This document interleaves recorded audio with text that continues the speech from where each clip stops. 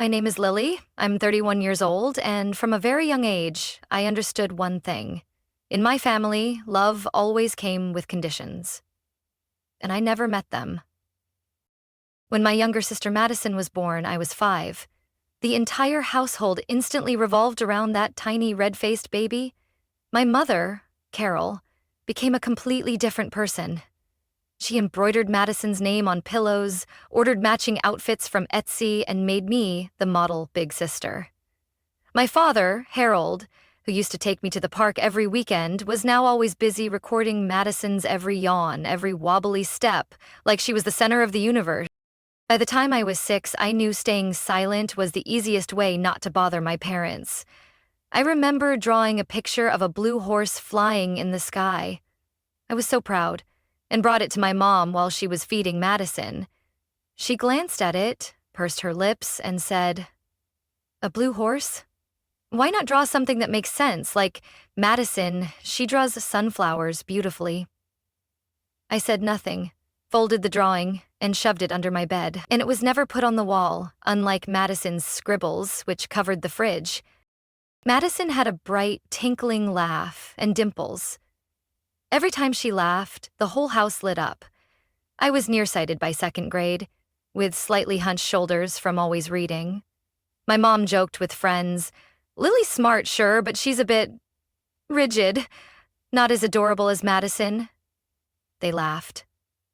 I laughed too. But inside, it wasn't funny at all. When I was 10, I won first prize in a statewide short story contest. I only wished my parents were in the auditorium. They didn't come. They were busy taking Madison to her first ballet class. When I brought the certificate home, my mom said, "Good, but don't let studying make you more uptight." "My dad?" he asked. "Was there a cash prize?" By contrast, when Madison was cast as the snow angel in the school Christmas play, my mom had a white dress custom-made from France and even hired a photographer. I stood backstage helping Madison button up, fixing every clasp while they took hundreds of pictures. I wasn't in a single one. I used to think that if I studied harder, tried harder, maybe my parents would finally look at me with pride. So I threw myself into school. Every time I aced a test, I secretly taped the report card behind my bedroom door. No one asked, no one cared. But when Madison got a B+ in English, there was cake at dinner. I chewed on leftover rice while they played music and raved about Madison's brilliant future, the kind of excitement I never inspired. I wasn't jealous. I was hurt. There were nights I lay in the dark hugging my old teddy bear, wondering, if I disappeared, would they even notice? By my teen years, I was basically an unpaid housekeeper. After homework, I did the dishes, hung laundry, cleaned the living room, while Madison was excused from everything to focus on her singing exam. Anytime I complained, my mom was ready with, "You're the older sister, you should sacrifice." But how much sacrifice is enough? I can't remember the last time my parents hugged me, but I clearly remember one night falling asleep at my desk from hunger. The next morning, my mom shook me awake and said, dryly, "Stop being dramatic. There's still a ton of chores left." After that, I stopped expecting anything. No praise, no attention. I wanted one thing only, to leave this place as soon as I could.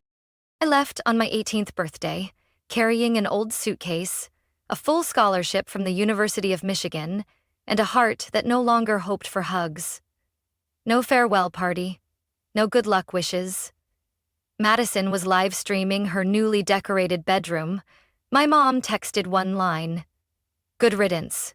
Don't bring shame to the family." I didn't look back. In Ann Arbor, I saw snow covering the porch roof for the first time and felt warmth not from the family kitchen but from the dorm heater. I chose biochemistry, a subject my mom once said was for friendless nerds. But I loved it. I loved how tiny reactions could create life, how every molecule's motion made something miraculous, and for the first time in my life, someone called me a genius, not as a joke, but with real admiration. I studied non-stop, worked at the library at night, and cleaned labs on weekends. My college friends joked I couldn't survive without working, But for me, it was survival and the path to success. In senior year, I landed an internship at a renowned pharmaceutical company in Chicago, Everbright Biotech. After 3 months, they offered me a full-time role, something rarely given to fresh graduates, but I had earned it. The starting salary wasn't a dream figure, about $72,000 a year, but I knew what mattered more. I got to be myself. No longer Madison's sister or Carol's cold daughter. I was Lily Carter, molecular development associate, managing my own project budget, and most importantly, no one asked me to clean the living room after work. I lived frugally. No parties, no luxury shopping, no lavish vacations. I rented a small apartment, cooked at home, reused almost everything, and slashed every unnecessary expense. Every bonus and raise went straight to my savings account, with one goal: to buy my first home before 30. And I did. Right after my 29th birthday, I signed the contract on a 3-bedroom house in Evanston, just north of Chicago. The list price was $445,000, but after negotiation and a nearly 50% down payment from 8 years of savings, I bought it for $437,000. It wasn't a fancy mansion, but it had a backyard with a cherry tree that bloomed in spring, a small balcony where I could place a rocking chair and read in the evenings. The kitchen had pristine white tiles and the built-in oven I'd always dreamed of while using the rusty electric stove back in the dorms. I painted every wall by hand, installed every cabinet knob, chose every curtain. It wasn't just a house. It was proof of every sleepless night, every silent tear, every time I got back up when I wanted to fall. On move-in day, I mailed a card to my old family address. Not to show off, just common courtesy. I wrote one line: "I'm doing fine. No need to worry." I expected nothing back, and I was wrong to think that was the end of it. 3 months later, I got a message from my mom. "Lily, can you call me for a bit? It's something serious about Madison. It's important." I read the message over and over, feeling empty. Madison hadn't messaged me once since I left home. My mom even told people I was living somewhere near the Canadian border, as if I had vanished from their lives long ago. I didn't call back. But I knew, when they started coming to me, the one they'd always treated like a burden, it couldn't be anything good. And I was right. The invitation to Madison's engagement party arrived just a week later, along with a separate card from my mom. "We need to talk before the event. Don't be that Lily. Be a good sister." I didn't yet know I was walking into the biggest storm of my life, but something deep down told me they'd never stopped trying to use me. Only this time, they were about to play a dirty game I couldn't even imagine. Madison's engagement party took place at a rented mansion in Lake Forest, staged to look elite. White silk-covered chairs, crystal glasses perfectly aligned, and cinnamon-scented candles filled the air. Guests looked like they were headed to a Manhattan gala. I walked in wearing a simple black dress, neat but modest, carrying a small gift, a silver photo frame engraved with "Wishing you happiness." Not expensive, but sincere. Madison stood at the center like a Disney princess, beaming, flashing a sparkling diamond ring. Next to her was Logan, her tall, composed fiancé, with the air of a decent man. As I placed the gift on the table, my mother, Carol, approached. Her eyes scanned me from head to toe. Then she tilted her chin toward a room at the end of the hall. "Your father is waiting in the side room. He needs to talk to you privately," she whispered, that fake smile still plastered on her face like she was saying something cheerful. I hesitated, then nodded. Deep down, the familiar dread of a family talk twisted my stomach. My father, Harold, was standing near the window. When I walked in, he didn't say anything at first, just crossed his arms and stared outside. The room was so quiet I could hear the wind rustling through the trees. "You've settled down now, haven't you?" he asked without turning around. "I'm doing well," I replied evenly. He nodded slightly, then turned to face me, getting straight to the point. Madison's getting married. She needs a solid start. And you? You live alone. You're not even using that house. I froze. My mind started racing to the worst possible conclusions. What do you mean? I asked, though I already knew. Your mother entered. Right on cue, as if she had been waiting outside for the signal. We think, if you really love Madison, this is your chance to show it, she said, placing a hand on my father's shoulder like they were some unified front, working for the good of the family. You should transfer ownership of the house to Madison and Logan, my father said plainly. Call it a wedding gift from her sister. I let out a dry laugh. A gift worth nearly $500,000? It's your house, my mother said, as if that made their request any more reasonable. You don't have anyone. Madison's starting her life. She needs support. I don't have anyone, so I don't deserve to keep my own home? I repeated, my voice turning cold. Lily? My mother began to raise her voice. Don't be selfish. Family means making sacrifices for each other. I looked her straight in the eye. I sacrificed my whole childhood for Madison. Don't expect me to keep doing it in silence. The air grew thick with tension. I'm not transferring anything, I said firmly. And if anyone in this family ever cared about me, they'd understand why. My mother's face twitched. She stepped forward, about to say something more, but I had already turned and walked out of the room. Back in the reception hall, Madison was glowing, laughing with the guests. But the moment she saw me, her smile faltered just slightly. In her eyes, I saw something not quite surprise, more like irritation that I hadn't played along the way they expected. I didn't stay long. I didn't need dessert, nor did I want to hear another love song. As I walked out to my car, my phone buzzed. I text from Madison. Are you seriously going to ruin my special day? You should know better. I didn't respond, but I knew, deep in my gut, this wasn't over. The wedding was set 1 month after the engagement party. I had planned not to go, but in the end I showed up. Partly out of politeness, partly because I didn't want to give them an excuse to call me the awful sister who skipped the wedding. The ceremony was held in a luxurious glass conservatory in the suburbs of Highland Park. Tall glass ceilings, string lights glowing like stars, cream velvet chairs, and hand-embroidered tablecloths. Everything was arranged to be flawless, except for one thing. My presence wasn't exactly welcome. I walked in, to a pointed cold shoulder from my mother. Madison didn't greet me. She was busy posing with Logan under the floral archway. I took a seat at the farthest guest table near the entrance, quietly observing like an outsider. After the vows, while guests sipped cocktails and sampled hors d'oeuvres, I had just picked up a glass of water when my mother approached. Your father wants to speak with you. Again, in the corner of the hall. I wanted to refuse, but something in me still followed. The corner was curtained off with white fabric, far from the laughter and clinking glasses. When I stepped in, my father, Harold, was standing by the tall wedding cake.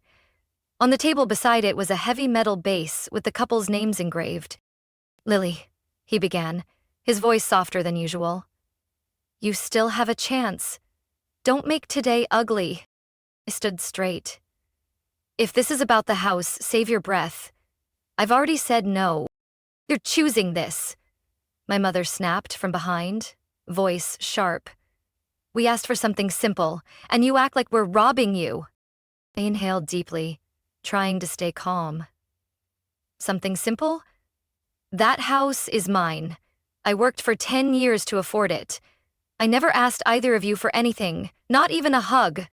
Enough, my father growled. I turned to leave, but he suddenly grabbed my wrist. You don't get to shame this family, he hissed. I yanked my arm back. What family? The one that's treated me like a shadow my whole life?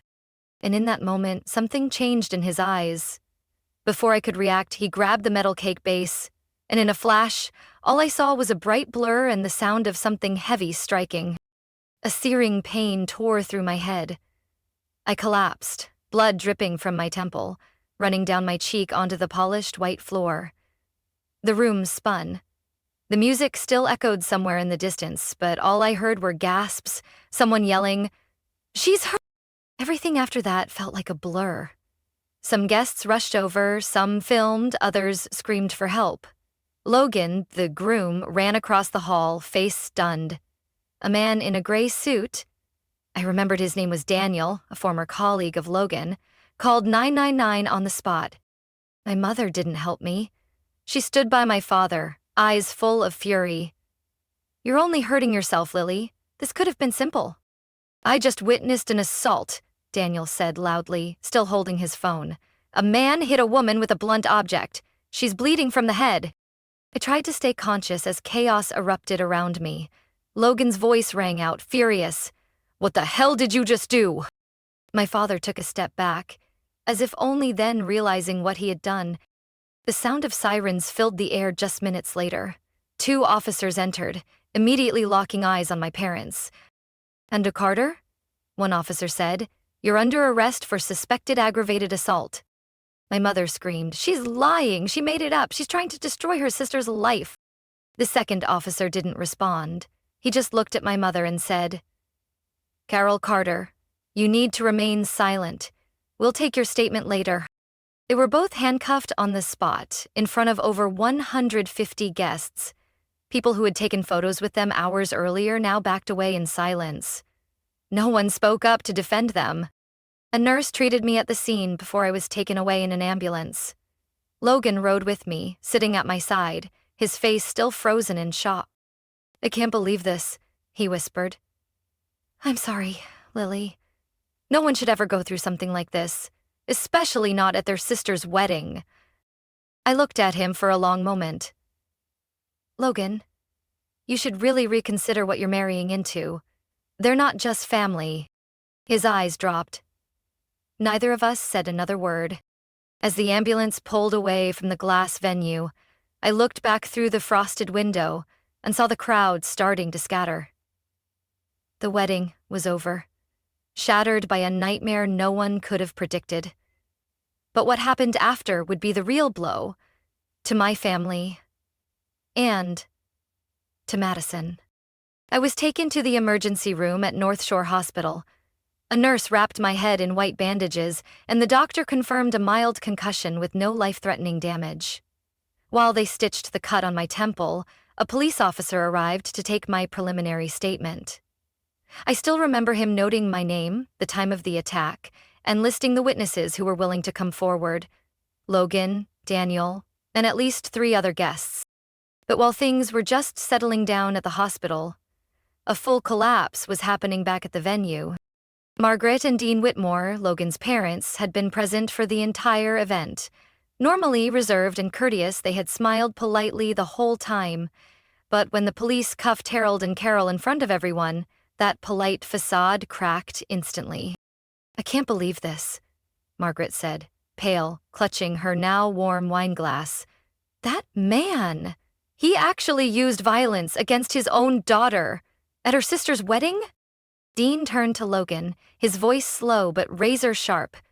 "Logan, are you sure this is the family you want to tie yourself to forever?" Logan didn't answer right away. He just stood in the middle of the hall, expression sinking as Madison rushed over. Her dress still flawless, but her face ashen, like her mask had just been torn off. "I had nothing to do with that," Madison nearly shouted, looking straight at her future in-laws. "I didn't do anything to Lily." "But you knew," Margaret replied coldly. "And you let it happen." Madison stepped back. I just didn't want to ruin the big day. The big day where your sister ends up in the hospital and your parents are arrested?" Dean cut in, barely hiding his outrage. "If that's your idea of a wedding, then we can't be in-laws with a family like this." His words cut through the silent crowd like a blade. There were whispers, camera phones still recording. People began drifting away in small groups, avoiding Madison's eyes like she had committed an unforgivable sin. "No, please, don't do this," Madison begged, tears spilling down her cheeks. I love Logan. Please don't call off the wedding." But Logan turned away. He walked straight to his parents and said in a low, firm voice, "Let's go." Madison was left standing there. No comfort, no defense. Even her best friend Becca quietly gathered her purse and slipped out without saying a word. The dazzling wedding gown that had made her stand out earlier now looked like a heavy curtain of shame. She collapsed onto a chair, eyes locked on the door that had just shut behind Logan. Around her, whispers stabbed through what was left of her pride. Her sister was bleeding on the floor. No one stopped it. What kind of family is that? And just like that, the wedding that had been planned for an entire year officially ended, with a brief announcement from the event staff. Today's celebration will end early due to an emergency. No music, no dancing, no wedding cake, no bouquet toss. Only the echo of shock, uncomfortable stares, and a silence heavy with meaning. 3 days later, I was still on bed rest, as prescribed by the doctor. Logan came to visit. In his hands was a bouquet of purple dahlias, my favorite flower. "I'm sorry, Lily," he said, sitting beside my bed. What happened that day wasn't just a moment of losing control. It was the truth finally breaking through. I looked at him without speaking. The wound on my head still throbbed, but the real pain came from somewhere deeper. "My parents have made it clear," he continued. "The wedding is off. And I can't move forward with Madison. I can't bind myself to a family where cruelty is normal." I looked into Logan's eyes and saw sincerity. But I also knew one thing. Madison and my mother had never known how to give up. 3 days after the incident, I was discharged from the hospital. The CT scan showed a mild brain concussion and a scalp laceration requiring 8 stitches.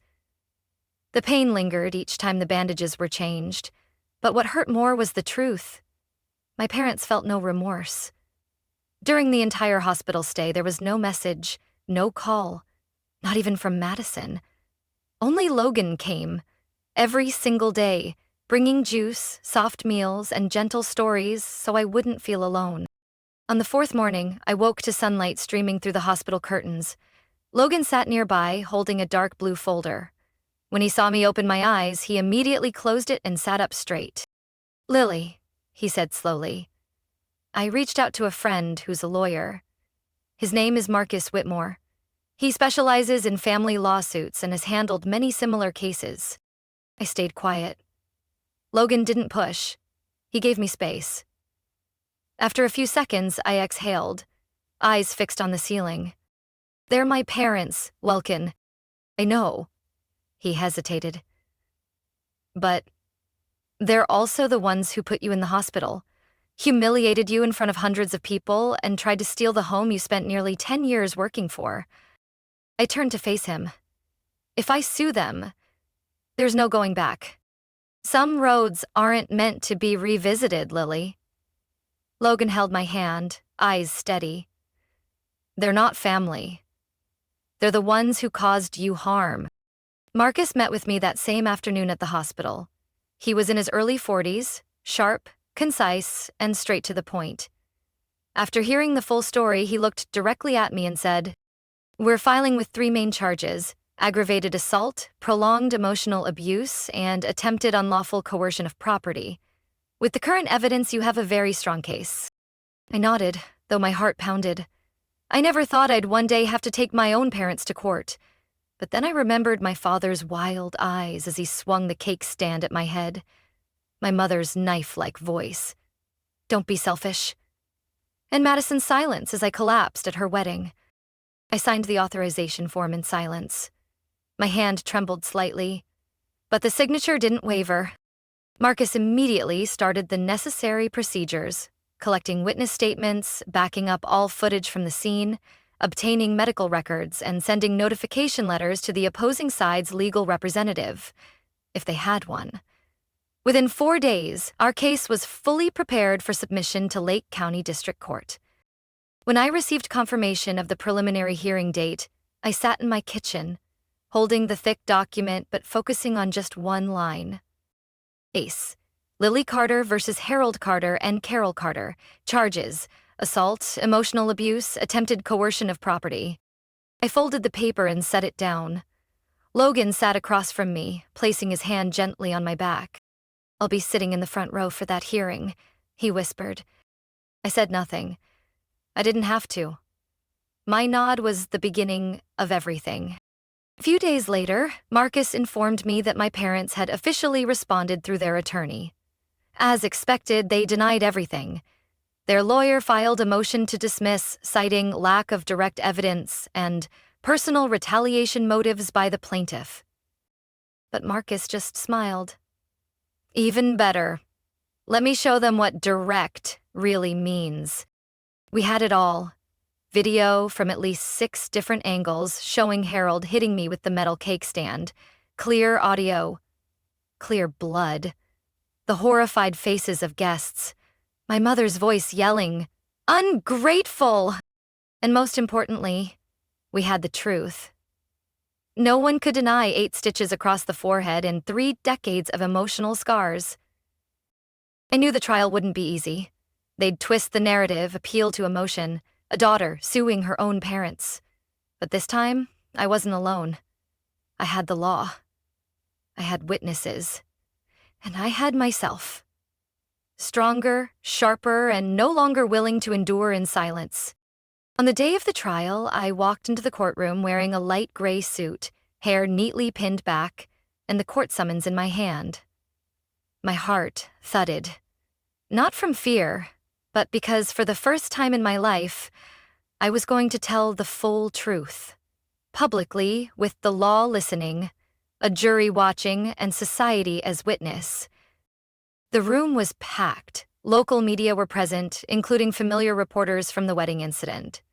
Logan sat beside me, holding my hand like an unwavering anchor. Marcus, dressed in a crisp black suit, had a thick file in front of him. Way across the aisle, my parents, Harold and Carol, sat stiffly, eyes sharp but betraying unease. They were no longer the ones who could control me with a look, a word, or a condescending tone. They were defendants, and now they had to face the consequences. The jury of 9, mostly middle-aged, showed no confusion as they watched the wedding videos. My father's hand gripping the metal stand, the sickening thud. My mother screaming. It was all there. Undeniable. Marcus took the floor, voice calm and razor-precise. "Your Honor, this was not a spontaneous act. It was the culmination of years of emotional abuse, within a family structure where one child was treated as a tool, and silence was demanded as a virtue." He presented the evidence of hospital records showing 8 stitches and a concussion diagnosis. Video from 6 different angles, recorded by guests. Testimonies from 7 witnesses, including Logan, Daniel, and an elderly couple who had known my family for years. When I took the stand, I took a deep breath and began. I spoke of a childhood filled with neglect, of silent late-night studying, of being scolded for not giving Madison the better share of dinner, and finally, of that moment at the wedding, the metal bass crashing into my head like the final chapter of 30 years of mistreatment. I didn't cry, not because I was stronger now, but because I had already run out of tears. Their lawyer tried to argue my father lost control due to emotion, but the footage didn't lie. His rage wasn't emotion, it was habit. Habit of dominance, of silencing resistance. After 3 days of proceedings, the jury was sent to deliberate.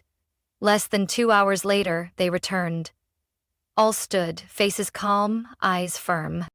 The judge asked, "Have you reached a verdict?" A silver-made man stood as their foreperson. "We have, Your Honor. Regarding the defendants Harold Carter and Carol Carter, do you find them guilty of aggravated assault, prolonged emotional abuse, and attempted unlawful coercion of property?" "We find them guilty, on all counts." The courtroom fell silent. My chest tightened, then slowly released. Logan squeezed my hand, his eyes wet but smiling. Judge Judith Morrison, a woman in her 60s with silver hair and a voice like a church bell, wasted no time. She declared, "Based on indisputable evidence and the severity of the actions, I sentence Harold Carter and Carol Carter to 8 years of incarceration in the state of Illinois, with no eligibility for parole for the first 6 years." A murmur swept the courtroom. But she wasn't finished. Additionally, the defendants are ordered to cover all medical expenses, legal fees, and emotional damages totaling $320,000 to the plaintiff, Lily Carter. I sat there, silently, watching my parents get handcuffed and led out of the courtroom, faces expressionless. My mother turned back for a moment, her gaze not of regret, but of unrelenting blame. I didn't return it. I had nothing left to prove. Outside, light rain was falling. Logan opened an umbrella, covering us both. As the heavy courtroom door closed behind us, I felt like I had just shut an entire chapter of my life. One I'd never forget, but no longer had to carry. I am no longer the forgotten child in the corner of the room. I am Lily Carter, the woman who stood up for herself and reclaimed justice through truth. And this is only the beginning. That afternoon, as I stepped out of the courthouse with a verdict in hand, the sky over Chicago seemed to glow. The morning rain had cleared, leaving soft rays of sunlight breaking through the clouds, shining onto the stone steps where I paused to exhale after days of tension. Logan stood quietly beside me, still holding my hand as he had throughout the trial. But this time his eyes held something different. Not worry or anger, but steady, unwavering belief. "Lily," he said, his voice softer than ever. "I know this isn't a perfect moment, but life has never been perfect. Only our love is real." I turned to him, heart still pounding with the echo of victory. Then Logan pulled a small velvet box from his jacket pocket. No fanfare, no crowd, no fireworks or applause. Just him, me, and the courthouse steps, where I had finally reclaimed my voice. He knelt down. "Lily Carter," he said with a gentle smile, "will you spend the rest of your life with me? A life without pain, without pretending, just peace and real love." Tears fell before I could say anything. I nodded, crying and laughing all at once, my heart bursting open. "Yes," I whispered. "I will." The silver ring was simple, not blindingly sparkly like the ones Madison used to show off, but elegant and perfect. It fit not only my finger, but every hope I had ever carried. A love without spectacle, without strings, without conditions. We didn't throw a lavish wedding. No castles, no cliffside photo shoots, no noisy guest lists. Just a small ceremony at the end of May, in the backyard of the house I had bled to protect. White daisies bloomed along the stone path. White painted wooden chairs sat neatly under soft sunlight. Our officiant was Marcus, my devoted attorney who had become more than legal counsel, but a true friend through the hardest days. We invited about 30 people, only those who had truly shown up in my life. Daniel came with his wife, Logan brought his parents, and a few of my close colleagues from Everbright Biotech were there. Everyone fell silent as Logan and I read our vows, words we wrote ourselves, not copied from any wedding script. "I won't promise to make you laugh every day," Logan said, his voice low and trembling. "But I promise you'll never cry alone." I couldn't respond in words, so I placed my hand over his heart, an answer without a sound. But he understood. After the ceremony, we sat under string lights hung across the yard, ate homemade wedding cake, and listened to acoustic music from my old Bluetooth speaker. No one recorded it, no one live-streamed, and no one cared about the label on my dress. They only cared that I was happy. Truly happy. That night, Logan carried me across the threshold of our home, a small ritual, even as I laughed and told him my back didn't need lifting. But he did it anyway, and I let him. Because I had never entered my own home feeling so warm inside. A few months later, we painted our bedroom a soft beige, planted lavender in the backyard, and built a large bookshelf against the living room wall, where I placed every book that had been with me since college. Logan called it the memory wall. I called it the evidence that someone survived being forgotten. Sometimes I still dream about the trial, still hear my mother screaming in my head. But each morning I wake up next to Logan, brewing coffee in my own kitchen. I remind myself, I no longer live in their shadow. I stepped out, reclaimed my name, and reclaimed the right to love and live on my own terms. And like Logan once said, we don't need a perfect life. Just us is enough. One early fall afternoon, I sat in our little garden, the one Logan and I planted together. Every daisy, every lavender sprout. Sunlight filtered through golden maple leaves, soft like time whispering comfort. I opened an old leather notebook. On the first page, written when I was 16, were the words, "One day I will get out of all this. Today, I don't have to dream it anymore. 'Cause I did it." Phineas, I used to be the girl standing behind the living room door, trying to hear my parents praise Madison while holding an A+ test no one looked at. I was the teenager who skipped meals so my sister could eat more, while my mother smiled and said, "You're the big sister. You should know how to sacrifice." I once believed love was something you earned through silence, obedience, and endurance. Until I learned that endurance never buys real love. The lawsuit wasn't just a legal battle, it was a confrontation with the past. My way of saying, I'm no longer the silent daughter you dismissed. I stood up, not for revenge, but to end the cycle of control, suppression, and invisibility. I won't deny that deep down, I once craved their approval. But now, I don't need it. I have Logan, who loves me not for what I sacrifice, but for who I am. I have friends and colleagues who value me without needing to label me Madison's sister or Carol's daughter. And most importantly, I have myself, whole, complete, no longer defined by anyone else. I've learned to forgive, but not to forget. Forgiveness isn't for them, it's for me. Because I deserve to be free. I no longer lock myself in memories that hurt. I choose to live, fully. After the trial, I received countless letters from women who had lived through what I had. Some were forced into marriages for family gain. Some were labeled useless just for not fitting their parents' mold. They wrote to say my story gave them the courage to say no for the first time in years. I read every letter, every message, and felt something lift in me. If my journey could spark courage in someone else, then every scar I carry has meaning. Later that year, Marcus, a group of community lawyers, and I co-founded a nonprofit called Restore, a center providing legal and emotional support to those abused by their own families. Logan manages the finances, and I work directly with survivors. Every session, every grateful smile, every "thank you, I thought I was alone," reminds me that I'm living a life more meaningful than I ever imagined. One day, a woman in her 50s took my hand, tears streaming down her face.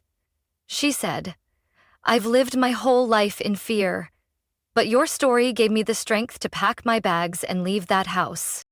I hugged her for a long time, because I understood. I had been her, afraid, doubting myself, thinking silence was the only way to survive. But I chose to speak, and the most miraculous thing happened. I didn't just survive the darkness. I lit my own way out. Lily Carter used to be a name spoken with pity or mockery, but now it stands for a story of resistance, of refusing to bow down. It took me 30 years to become myself. But the rest of my life, I'll live with all the love, freedom, and pride I fought so hard to reclaim. And if you, the one reading this, are in a similar darkness, please remember, you don't need permission to protect yourself. You're not selfish for choosing peace over pain. And you, like me, deserve a new beginning. My story isn't just a journey through pain, it's proof of the power of courage and belief in oneself. From a child cast aside by her own family, I stood up, claimed justice, and built a life filled with love, independence, and freedom. I learned this. Our past doesn't define us. Our present choices do. Now, I live not to please anyone else, but to honor myself every single day. What do you think of Lily's journey? Have you experienced something similar? Share your thoughts below. And don't forget to follow this channel for more powerful, heartfelt stories about family and life.